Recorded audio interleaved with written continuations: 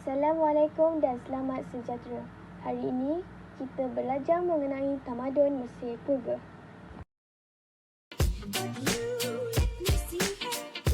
Pengenalan. Tamadun Mesir Purba bermula di lembah Sungai Nil dan dianggap anugerah daripada Sungai Nil. Sungai Nil ini berpunca daripada dua anak sungai, iaitu Sungai Nil Biru dari tanah tinggi Ethiopia dan Sungai Nil Putih dari Tasik Victoria di Uganda. Berkembang daripada pertempatan awal pada zaman Neolitik antara 10,000 sebelum Masihi hingga 5,000 sebelum Masihi. Ia berkembang menjadi pusat tamadun awal pada sekitar tahun 3,500 sebelum Masihi. Tamadun Mesir Purba merupakan kawasan yang subur untuk pertanian dan pertempatan manusia. Tamadun Mesir Purba dibahagikan kepada 4 zaman, iaitu zaman kerajaan awal, zaman kerajaan pertengahan, zaman kerajaan empayar dan zaman keruntuhan. Tamadun Mesir Purba mencapai kegemilangan pada zaman empayar dan mengalami zaman keruntuhan apabila pemerintahnya dikuasai oleh orang asing. Antara orang asing yang menguasai Mesir Purba ialah Libya, Kush, Assyria, Parsi, Yunani dan Rom. Tamadun Mesir Purba terkenal dengan seni bina piramid, ciptaan kertas daripada pokok papyrus dan penciptaan teknik memumiakan mayat.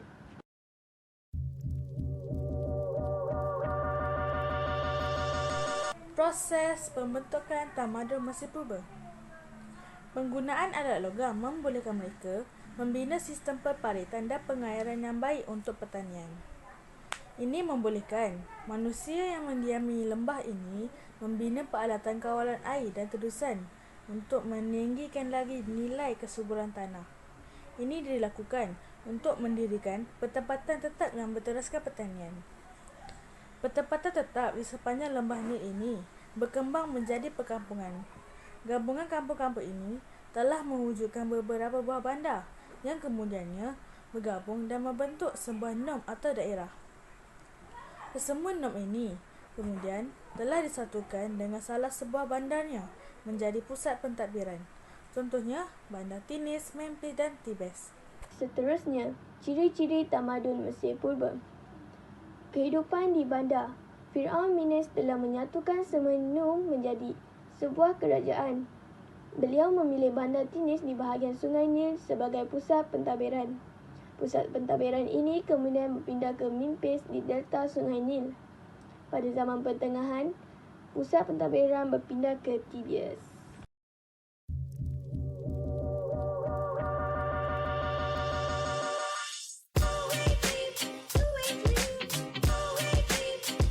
Organisasi sosial diketuai oleh Firaun, di mana Firaun berkuasa mutlak dan dianggap suci. Diwarisi secara turun-menurun, dianggap sebagai jemaah Tuhan Horus, digelar Raja Matahari iaitu Amun-Re, ketua pendeta, hakim, pahlawan dan pemilik tanah.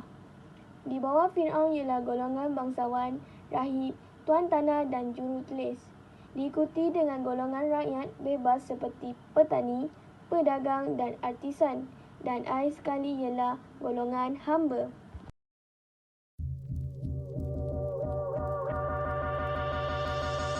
Sistem pemerintahan dikuasai oleh raja yang bergelar Firaun, dibantu oleh golongan bangsawan untuk menjalankan pentadbiran, mengawal keamanan dan mengurus penghasilan makanan dalam negara.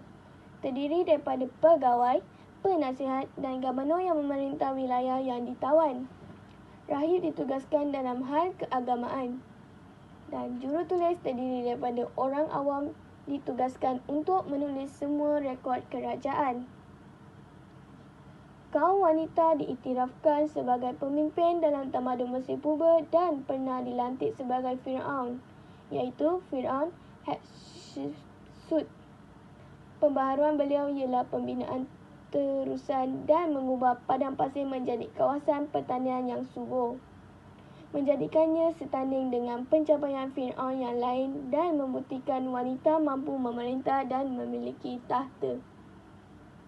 Kerajaan Mesir Purba merupakan kerajaan yang berbentuk empayar, meliputi kawasan yang luas iaitu wilayah di Nubia dari selatan Mesir hingga ke utara serta barat, wilayah di sebelah Asia, wilayah di Palestin hingga ke Leban dan Syria.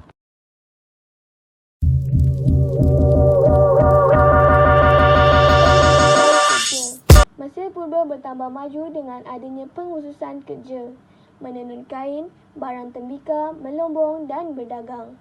Ekspor utama ialah kertas dan tekstil. Pengangkutan air sangat penting seperti Sungai Nil yang dalam dan pelabuhan Tibis.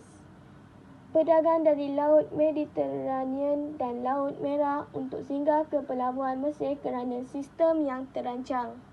Kepercayaan dan agama. Orang Mesir Purba percaya kepada konsep politisme iaitu pemujaan banyak Tuhan dan kehidupan selepas mati. Setiap Tuhan dikaitkan dengan unsur alam. Re, Tuhan matahari. Amon, Tuhan angin dan Re-Atom, Tuhan langit. Mayat dijaga dengan teliti dan setiap makam dilengkapi dengan keperluan kehidupan selepas mati dan dikebumikan bersama mayat. Solekan mayat, alat kebesaran dan jumlah barang yang dikebumikan di dalam makam menunjukkan kedudukan atau status mayat tersebut.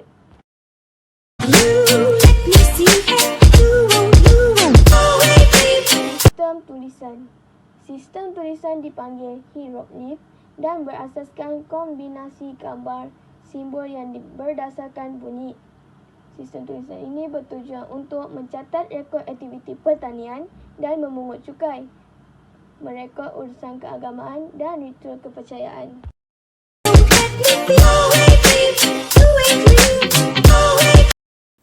Assalamualaikum dan selamat sejahtera. Hari ini saya akan menerangkan tentang sumbangan tamadun Mesir Purba. Don't stay awake for too long, don't go to bed, I'll make Terdapat 7 sumbangan tamadun Mesir Purba, iaitu seni bina, sistem tulisan, pendidikan, ilmu perubatan, ilmu matematik dan astronomi, penciptaan kertas dan sistem pengairan. Sumbangan utama dalam tamadun Mesir Purba ialah seni bina yang mengagumkan, iaitu pembinaan piramid.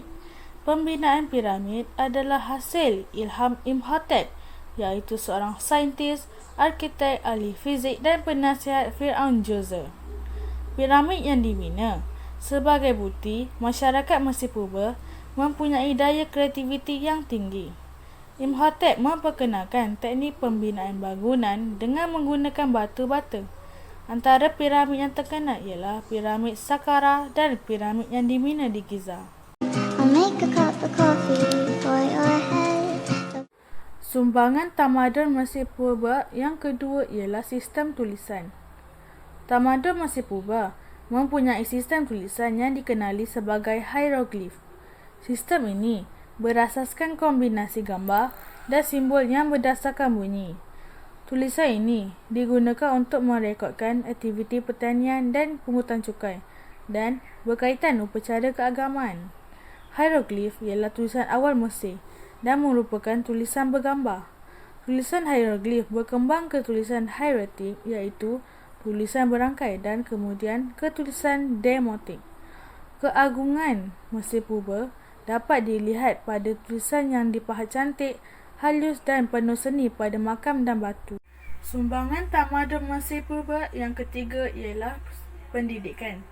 Sistem pendidikan diwujudkan untuk melahirkan pegawai kerajaan, terutamanya jurutulis yang terlatih dan pakar.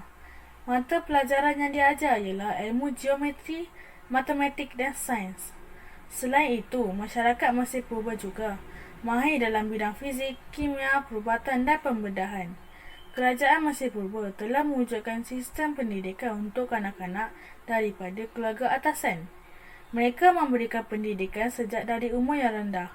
Institusi pendidikan ini diuruskan oleh rumah ibadat dan diletakkan di bawah pentadbiran kerajaan. Sumbangan tamadun Mesir Purba yang keempat ialah ilmu perubatan. Kemajuan dalam ilmu perubatan telah melahirkan para pengamal perubatan yang berkhidmat untuk Firaun dan masyarakat. Golongan ini berstatus tinggi dalam masyarakat. amalan memumiakan mayat dan pengetahuan tentang fungsi sistem tubuh memperlihatkan kemajuan dalam bidang perubatan. Proses memumiakan mayat berkaitan rapat dengan kepercayaan orang Mesir Purba iaitu kehidupan selepas mati. Sumbangan tamadun Mesir Purba yang kelima ialah ilmu matematik dan astronomi. Perkembangan dalam bidang-bidang seperti algebra, geometri dan astronomi telah digunakan untuk mengawal limpahan air Sungai Nil yang mengakibatkan banjir setiap tahun. Pengetahuan dalam bidang astronomi dan matematik membolehkan masyarakat Mesir Purba mewujudkan sistem kalender berdasarkan 365 hari dan 12 bulan dalam setahun. And for my health, when I leave this earth, hoping you'll find someone else. Sumbangan tamadun Mesir Purba yang keenam ialah penciptaan kertas. Orang Mesir Purba menghasilkan kertas daripada pokok papyrus yang banyak hidup di lembah Nil. Penciptaan kertas telah memudahkan penyimpanan segala khazanah bangsa Mesir. Penciptaan kertas membolehkan masyarakat Mesir Purba tidak lagi bergantung kepada kepingan batu-bata untuk tujuan membuat catatan. Sumbangan tamadun Mesir Purba yang terakhir ialah sistem pengairan. Pemerintah Mesir Purba telah mencipta sistem pengairan untuk mengairi padang pasir yang gesang menjadi kawasan pertanian subur. Terusan juga dibina untuk mengairi tanah seluas 10,000 hektar. I'll get you up and down, out of bed. Don't stay awake for too long. Don't go to bed. I'll make a cup of coffee